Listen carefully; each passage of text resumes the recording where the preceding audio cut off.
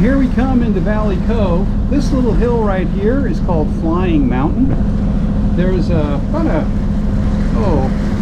3/8 of a mile trail that goes up to the top of that, and there's a fantastic view of the area from up on top of that. It's a 225-foot climb or so. It's pretty easy.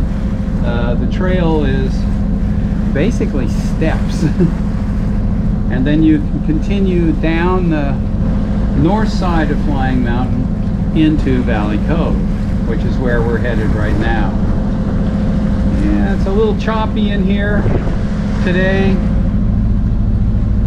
largely because of wakes, not because of wind waves.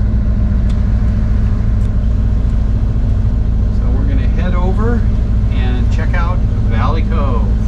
Well, here we come. There are the cliffs of Valley Cove. There is a trail along the base of the cliffs, but it's often closed because it's a peregrine falcon nesting area. Okay, and here we are, 75 yards from shore. And it's fairly deep here. It's 125 feet where we are right now. And it looks like there are a couple boats anchored over there. Looks like a catamaran, maybe 2 catamarans. So we'll go have a look at them. If you want to anchor in here, unless you want to put a lot of rode out, you have to anchor pretty close to shore. So we'll go cruise by the boats. Oh, 3 catamarans. A popular spot for catamarans today.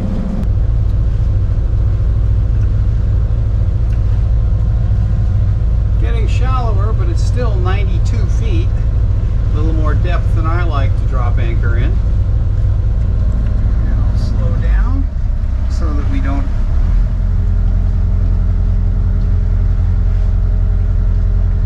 have to maneuver too much.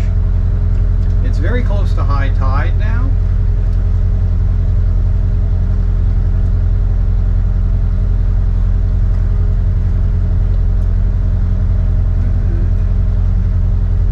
Good-sized cats.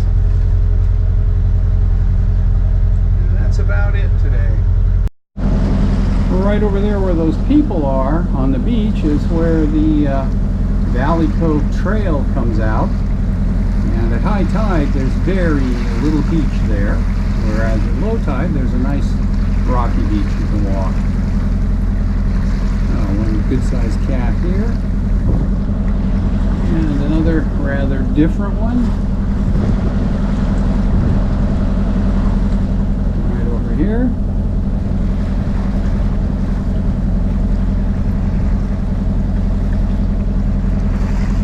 And a third one anchored in close to shore.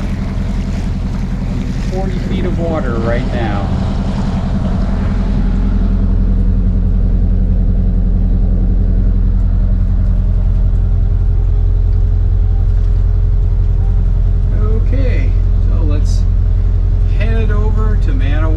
There might even be some water coming down it since it rained last night. Okay, as we cruise out of Valley Cove up toward Acadia Mountain, which is the bigger hill ahead,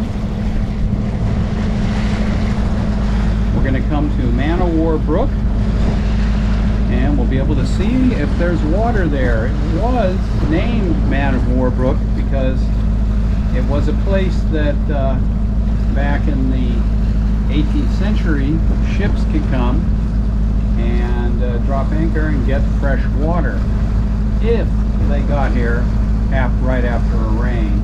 If it had been a week or so since it had rained, there usually wouldn't be any water in the brook.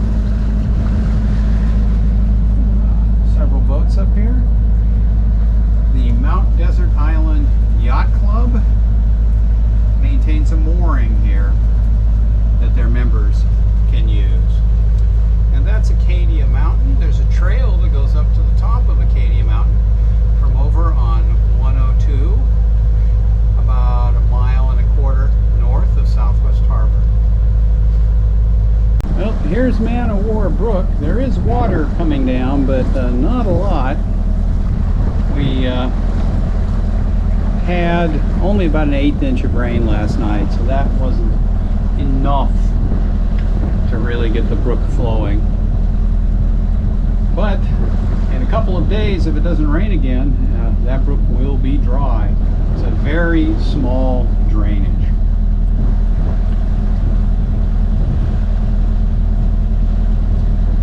And here's a boat tied up by the stern to the Mount Desert Island Yacht Club mooring.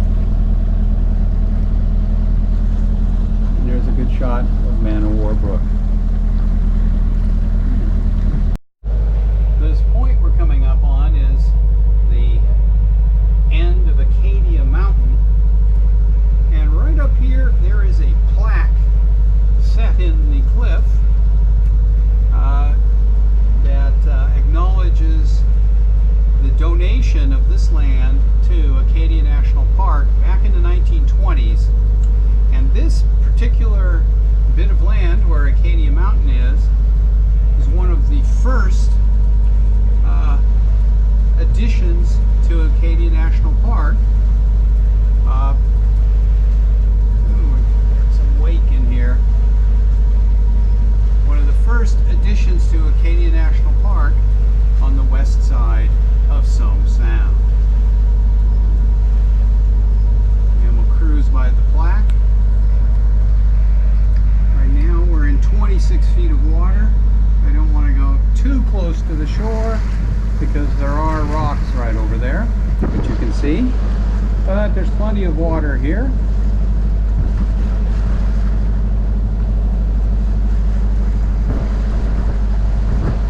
And right here is the dedication plaque.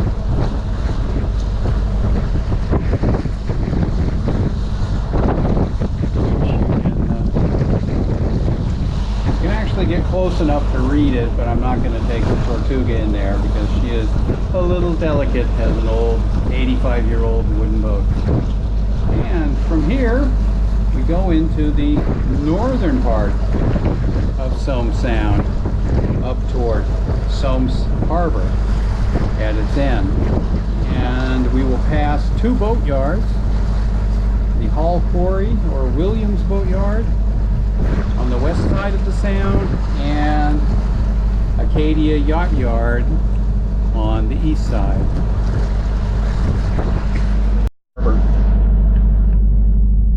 Well, here is another distinctive boat that's heading out of Somme Sound. This one is home ported in Seal Harbor. It looks old, but it isn't.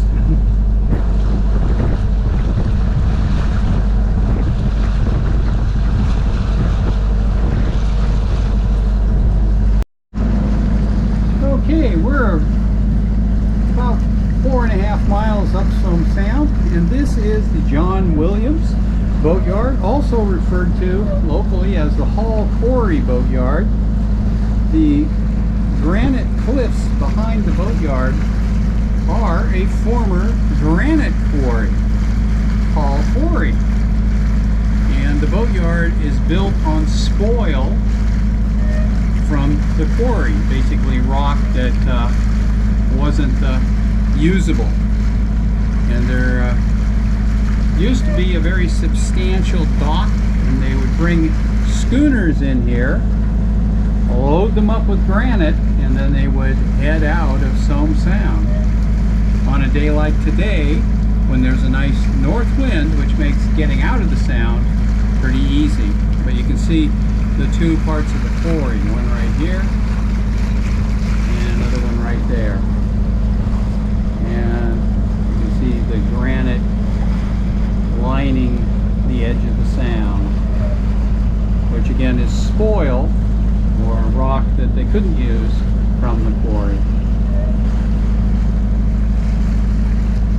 And on the other side of the Sound, up there, you can see some boats and masts. That is the Mount Desert Yacht Yard, also the Able Yacht Yard. And it's, I've never been in there, but it has Able's Lobster Restaurant, which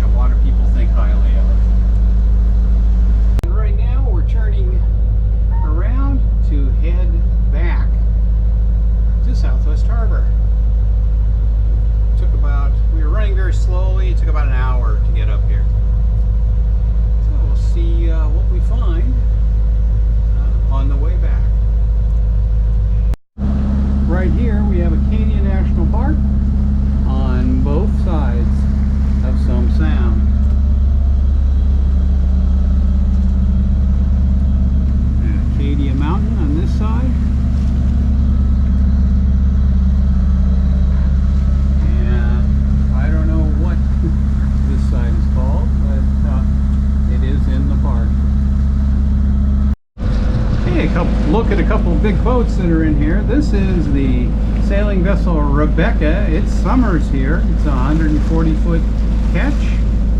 And there's a schooner up here just a little bit on the port side.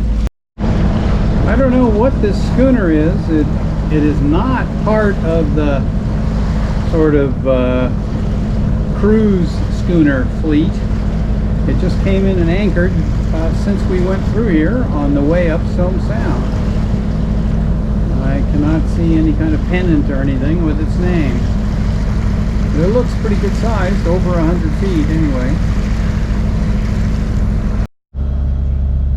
Well, I'm coming into a cluster of lobster gear, so I think I'm going to stop the video for today. Hope you enjoyed it. Seeing Somme Sound on a beautiful sunny July